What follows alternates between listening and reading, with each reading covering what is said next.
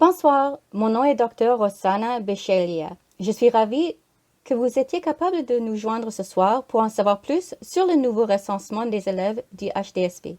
Je suis spécialiste de recherche avec le département de recherche du Conseil. Le recensement des élèves représente un appel à l'action pour tous les conseils scolaires de l'Ontario. Il est le résultat d'une reconnaissance croissante du fait que le racisme, les préjugés et la discrimination continuent à avoir un impact négatif sur certaines communautés. En 2016, le gouvernement a créé la Direction générale de l'action contre le racisme.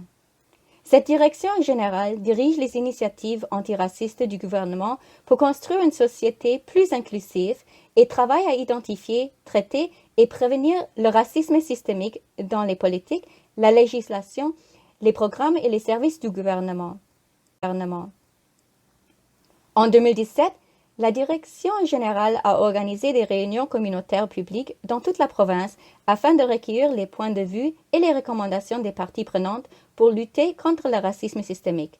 Le public a demandé à la province de prendre 3 mesures spécifiques.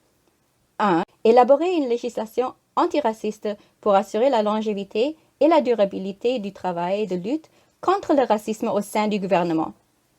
2. Rendre obligatoire la collecte de données sur la race et la publication de rapports sur la race dans toutes les organisations du secteur public, dans les secteurs de l'éducation, de l'enfance, de la santé et de la justice. Et 3. La nécessité pour le gouvernement de prendre des mesures pour lutter contre le racisme systémique dans tous les secteurs publics. À la suite de ces recommandations, un certain nombre de plans stratégiques provinciaux et ministériels ont été élaborés et publiés. Par exemple, le plan d'action d'équité dont tous les conseils scolaires sont responsables. La loi contre le racisme a également été publiée en 2017. Pour le Canada, cela a été décrit comme une législature historique, renforçant l'engagement du gouvernement en matière d'équité et de protection des droits des communautés racialisées et autochtones.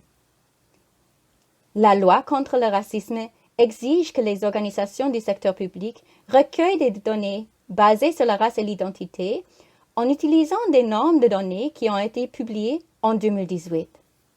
Les normes de données assurent la cohérence dans le secteur public, ce qui permettra des comparaisons entre les secteurs et au sein de ceux-ci. D'ici 2023, les organisations du secteur public doivent rendre compte à leurs ministères respectifs des profils de population du recensement et fournir des mesures, des opportunités et des résultats différentiels afin d'identifier, de supprimer les obstacles systémiques. Dans le conseil scolaire de la région de Halton, le recensement des élèves comprendra tous les élèves de la maternelle à la 12e année. Pour les élèves de la maternelle, à la 3e année, en raison du jeune âge de l'élève, les parents et ou les tuteurs rempliront le questionnaire au nom de l'enfant. Pour les élèves de la 4e à la 12e année, ils effectueront le recensement par eux-mêmes, mais en leur apportant une aide et des modifications si nécessaires. Ainsi, pour les élèves ayant des besoins éducatifs spéciaux et les élèves ayant des besoins d'apprentissage de l'anglais, des aides seront disponibles. Le recensement est volontaire et les parents tuteurs. Le recensement est privé, confidentiel, mais pas anonyme. Il sera administré électroniquement par le biais de liens individualisés liés à la carte de l'étudiant. Cela nous permettra de créer rétroactivement et proactivement les expériences des étudiants. Les écoles recevront ensuite un profil détaillé de leur population étudiante qui les aidera à définir des objectifs significatifs pour cette dernière. Les normes de données mentionnées dans la loi contre le racisme fournissent des directives et des moyens spécifiques pour poser des questions dans toute la province. Nous n'avons pas de flexibilité quant à la manière dont ces questions sont formulées. Les questions comprendront identité autochtone, origine ethnique, race, religion, sexe, citoyenneté, statut d'immigration, identité de genre, orientation sexuelle pour les étudiants plus âgés, langue, incapacité. Les termes que les étudiants peuvent ne pas comprendre sont définis et les définitions sont accessibles aux répondants au moyen d'un défi. Sont également invités à introduire la terminologie en classe à l'avance. Toutes les questions sont facultatives et les répondants peuvent choisir de sauter toute question à laquelle ils ne veulent pas répondre. La plupart des questions ont également une option de réponse ne sait pas ou incertain et la possibilité d'entrer une réponse qui ne peut pas être présente dans la liste des options de réponse. Le recensement des étudiants comprend également des questions sur les parents tuteurs, par exemple le niveau d'éducation, la situation professionnelle, la profession et le type de famille.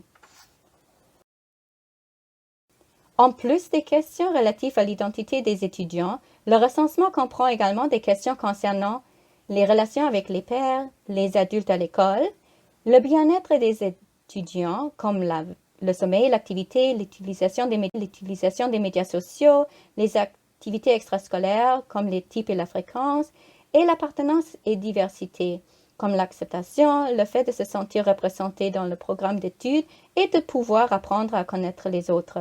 Ces questions sont similaires aux enquêtes précédentes sur les expériences scolaires que les élèves. Le Conseil a planifié le recensement depuis 1 an et demi. Un comité interdisciplinaire se réunit régulièrement pour planifier la mise en œuvre du recensement et développer les ressources. Selon les normes de données, nous devons engager dans un certain nombre de phases. La phase de sensibilisation comprend la sensibilisation des parties prenantes internes et externes, y compris le personnel, les parents tuteurs et les partenaires communautaires. C'est la phase dans laquelle nous nous trouvons en ce moment. En janvier, nous lancerons la phase de consentement, qui prendra l'envoi d'informations aux familles et la possibilité de se retirer du recensement. Si vous le souhaitez, vous recevez depuis janvier une notification par courrier scolaire contenant des instructions sur la manière de retirer votre enfant de la collecte de données. Le processus sera similaire au changement de modèle de distribution. Après la phase de consentement, vers la fin du mois de janvier, nous commencerons à collecter les données en utilisant une approche échelonnée entre les écoles. Nous recueillerons les données de groupes d'écoles à partir de la fin du mois de janvier et jusqu'en mars. D'avril à mai, nous examinerons de près les taux de réponse des écoles et nous assurerons le suivi des élèves et des familles qui n'ont pas participé au recensement et qui ne sont pas retirés. Ceci afin d'assurer que nous avons donné à chacun la possibilité de participer. L'analyse préliminaire des données se poursuivra en août et les premiers rapports seront établis entre septembre et décembre. Tout au long de l'année, nous organiserons des sessions supplémentaires comme celle-ci pour vous permettre de nous faire part de vos commentaires, mais aussi pour vous donner l'occasion d'apporter votre contribution. Un certain nombre de ressources et de soutiens ont été développés et seront utilisés pour s'assurer que les étudiants et les parents tuteurs se sentent à l'aise pour effectuer le recensement. Il s'agit notamment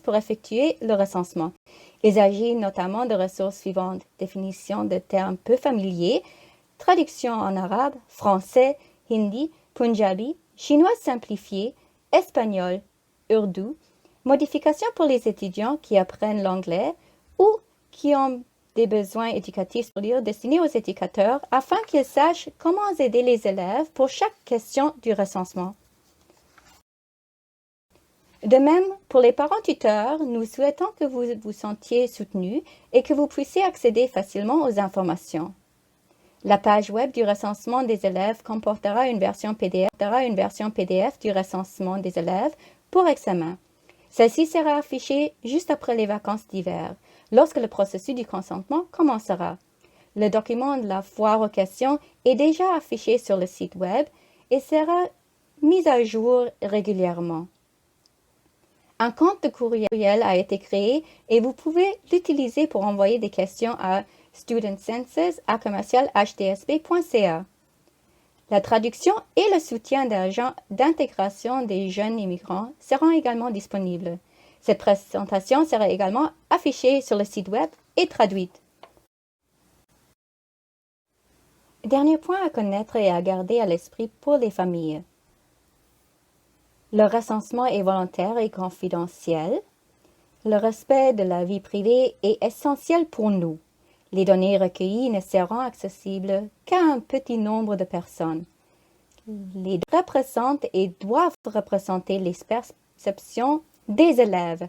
Sachez donc qu'il n'y a pas de bonne ou de mauvaise réponse, que les réponses des élèves peuvent différer de celles des parents tuteurs et peuvent également changer avec le temps, et qu'il est donc normal que vos enfants aient une réponse différente de celle que vous attendez. Il est également acceptable que votre enfant n'ait pas de réponse à une question particulière et qu'il choisisse « je ne sais pas ». C'est une réponse acceptable. J'espère que vous avez trouvé cette session instructive et nous attendons avec intérêt de recevoir vos questions. Veuillez également visiter hdsp.ca. Notre page d'accueil vous guidera sur la façon d'accéder à la page web du recensement des étudiants. Vous pouvez effectuer une recherche sur la fonction de recherche de la page principale du recensement des étudiants ou vous pouvez utiliser le lien ici pour